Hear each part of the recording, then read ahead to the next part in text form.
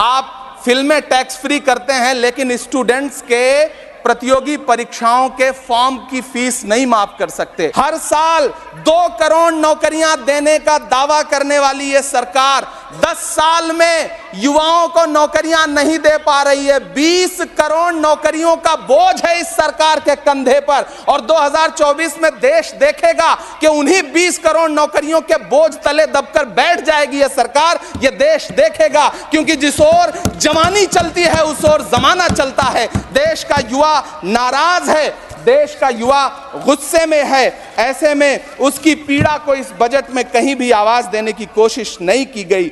वित्त मंत्री जी का भाषण सुन रहा था, यह कहा जा रहा था ये अमृत काल का बजट है, ये अमृत काल का बजट है। ये कौन सा बजट है ये बाद में तय होगा, लेकिन मैं इतना जानता हूं कि ये इस सरकार का अंतिम बजट है, आखिरी बजट है।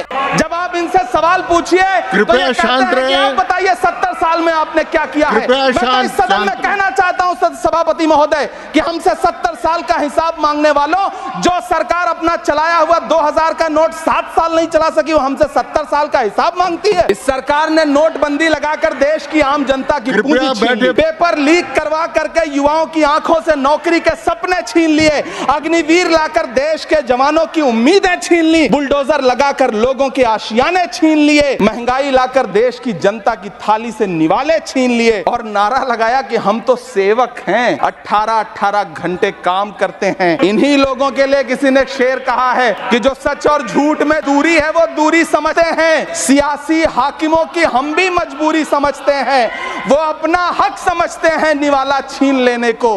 डकैती को बहुत से लोग मजदूरी समझते हैं। हमें पता है कि कैसी मजदूरी की जा रही है।